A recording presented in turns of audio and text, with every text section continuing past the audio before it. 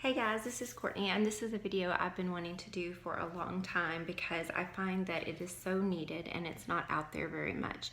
And you're gonna have to forgive me because I'm gonna have to look down at these notes because this is quite a bit of information.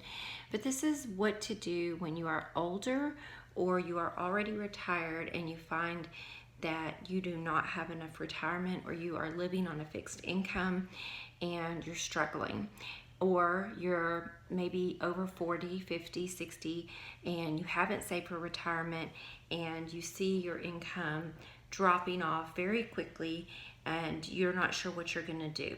And this is a reality for more Americans than we seem to want to admit as a culture. And so I'm going to tell you some things you can do that will help you, because I've been helping people with this for quite a bit, and I recently have been helping my mom, and I'm going to use her as an example for some of this. First of all, you want to write down your current income and bills. And if you're a person that gets very overwhelmed with stuff like this, ask someone that you know won't judge you or make you feel bad about it or try to make you feel bad to help you with this. Someone who has more of a mathematical brain, if you will. Not to say that you don't, but if you struggle in this area, sometimes a third party can help you see through the forest and see the trees. You must write down your income and your current bills. That way you can see where you can cut. And on my videos, you might notice sometimes that I seem like I'm struggling to get air or I'm swallowing. I have a heart defect and it affects the way that I breathe, so I have to take breaths occasionally, so please forgive that if I seem out of breath at times when I'm doing videos. So you're going to write down your income and bills to the letter, and you don't want to forget anything, not your $10 Kindle Direct subscription, not your cable bill, your Wi-Fi, none of that. You've got to write everything down. If you have an app on your phone that's $5 a month, you need to write it down. The next thing that you need to do is, if you have debt, you have got to make a debt repayment plan. Now you might be thinking, I can't even see the forest for the trees right now.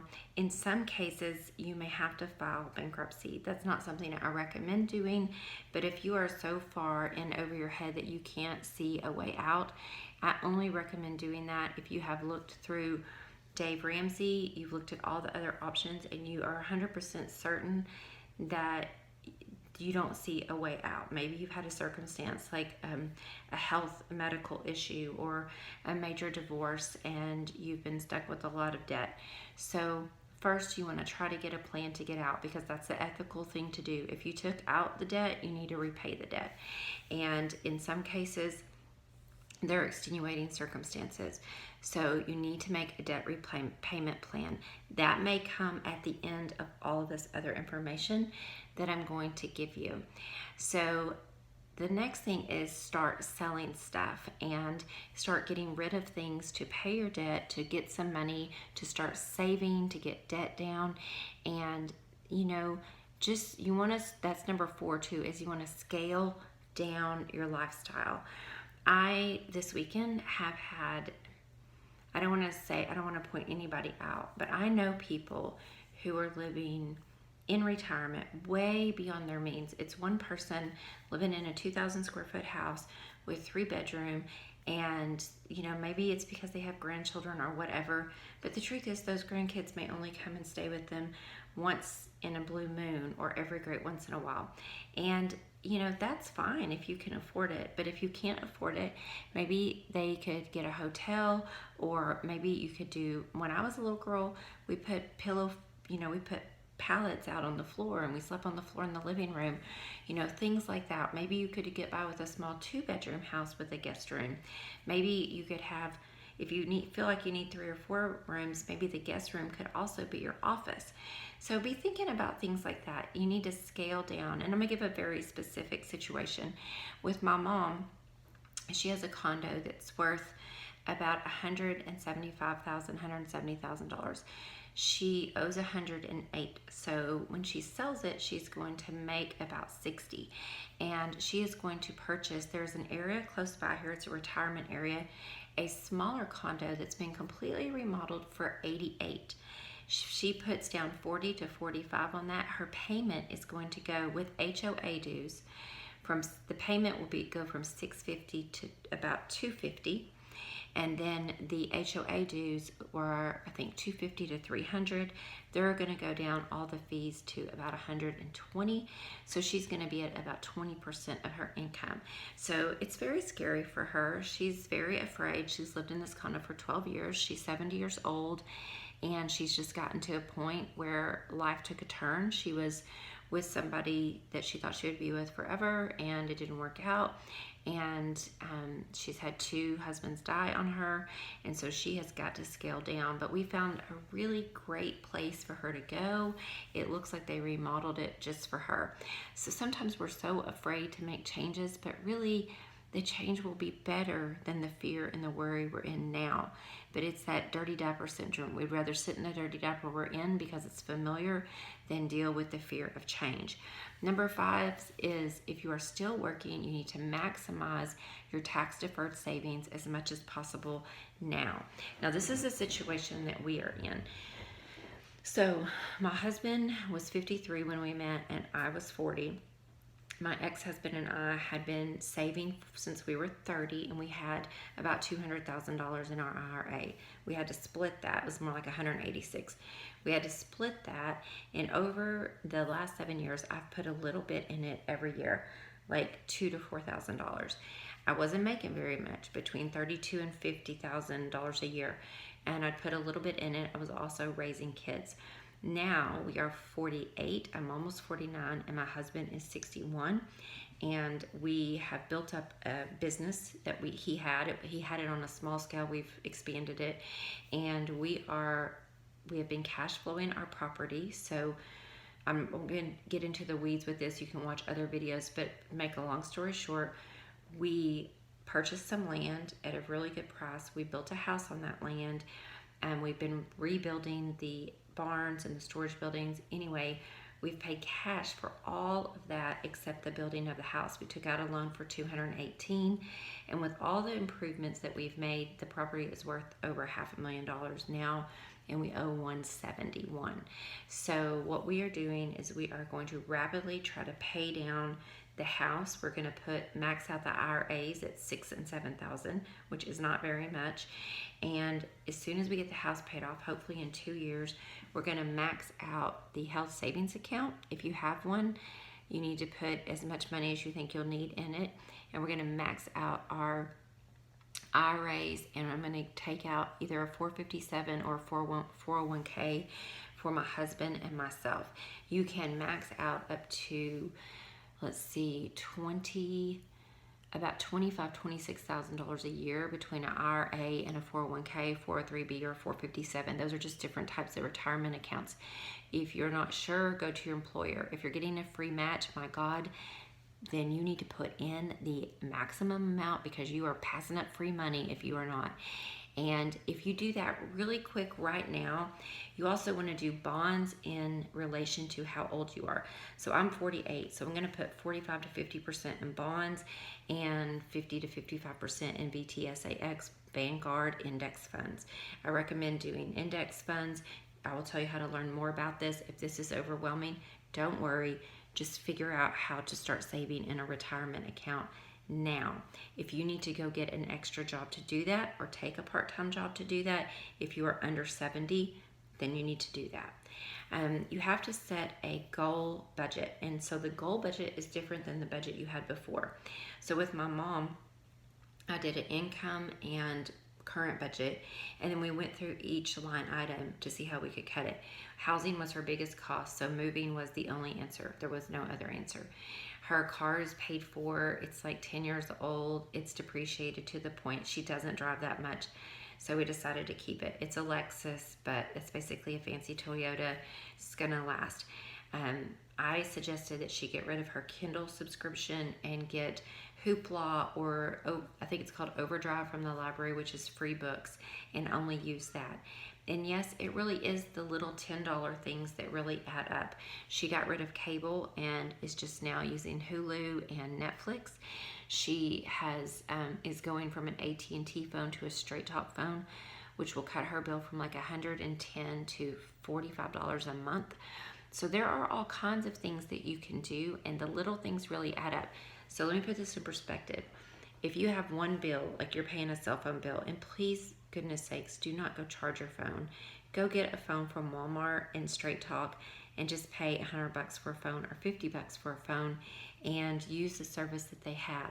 If you cannot afford to be doing phones on payment plans if you are struggling and don't have enough for retirement.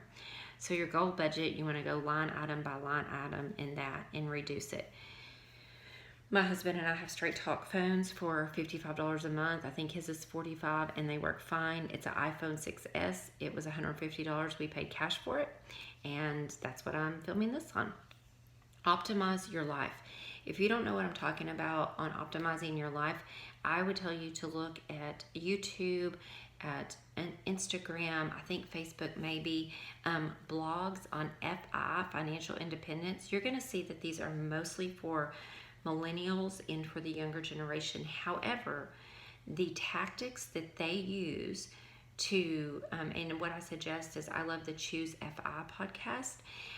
The Pillars of FI and the Pillars of FI, mindset, a lot of the tactics that they use are things that people like me have been using for years who are in the voluntary simplicity movement. However, those same tactics will get your spending down and your savings up and get you to a better place. So I call it life optimization, and they have some things on that. So let me give you some examples of life optimization. And if you're my age or so and you're looking at this now, do this now and save the difference so that you will be comfortable and will not have to be 70, 75 watching this video. And if you are, that's okay. Watch the debt-free community videos, the FIRE videos, the FIRE blogs or FI blogs. Financial independence, retire early. You will just be looking at the financial independence part. So what you can do is, for instance, there's a free beach near my house that's really nice. You could go to the free beach.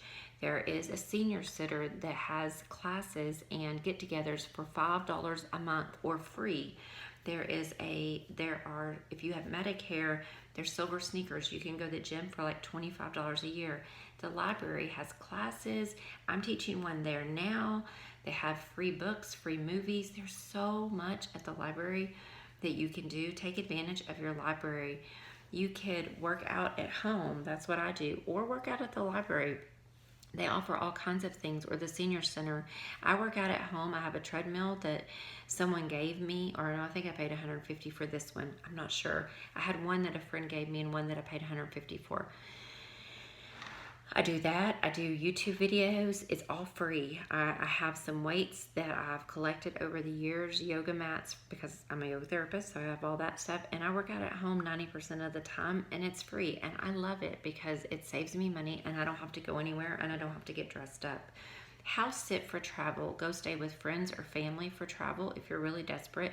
I don't want you travel hacking at this point if you have debt or you're living on a fixed income until you really feel like you're very, very good with your money, because travel hacking involves using credit cards and using them responsibly, and I wouldn't recommend that until you've gotten yourself in a much better financial position.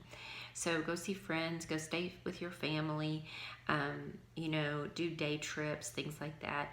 There are days where the movies are cheap. On Tuesday nights in Hot Springs, where I live, they're cheap. On matinees, they're cheap, so go do that. Also, there are deal nights where you can buy one, get one free for meals. There are coupons. You could potluck. One thing that I'm kind of jealous, I wish I had someone to do this with, but I have friends who do like Taco Tuesday night, and they all watch a show together or with their kid or their family member. So like on Tuesdays, they'll pick up or make tacos, and then they'll watch a show. One thing I used to do when my kids were little is I had a group of friends. We would potluck, and all the kids would come over and play together, and we would watch movies or just hang out and have like a party. And it was a blast. It was so much fun.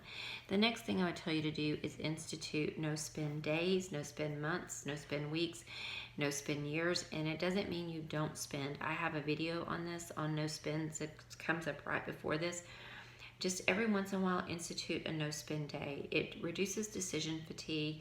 It will help you learn a lot about yourself and your emotional habits, the psychology of why you spend, and it will definitely change things. If you're doing a longer no spend, like a month or a year, you're going to pay all your bills, but you're going to limit what you spend money on. So maybe for 1 year, you wouldn't buy new clothes, and maybe you would just say, well, if I sell some clothes, I can get some thrift clothes or secondhand clothes.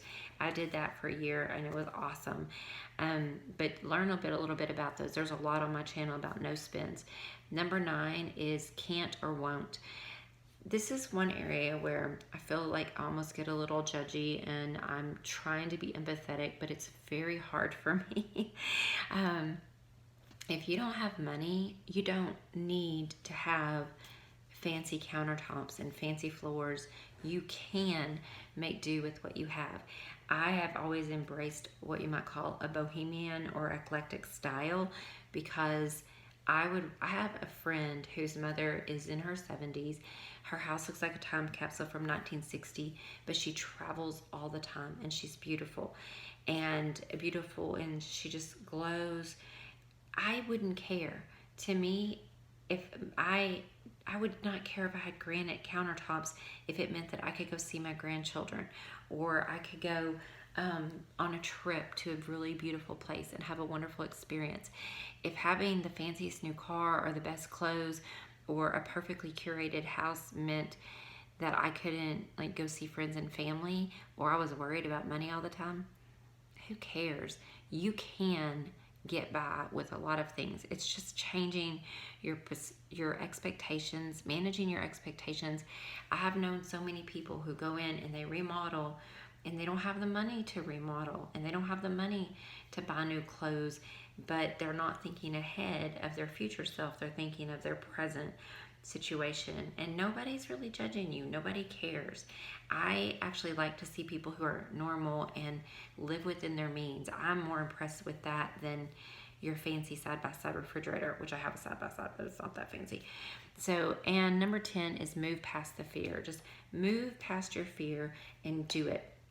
Take it one bite at a time, institute one thing a week, and try to move past your fear. 99% of the time, the fear of what's in front of us is so much that it stops us, but it's not usually bad at all. Usually it's a relief. And so many people get stuck in their fear that they just don't take action and they get caught in this cycle. You have to be willing to make changes. So I hope this was helpful for you. If you like more, visit me at frugalarian.com. I blog. You can see all my blogs. I've been a blogger for 12 years. I don't do any of this to make money, and I don't have a problem with that. Someday maybe I will. That would be great. But I basically do this to just share my passion for helping other people with their personal finance. So many blessings to you, and I hope you have a wonderful day. If you like this, please thumbs up and subscribe. Thank you.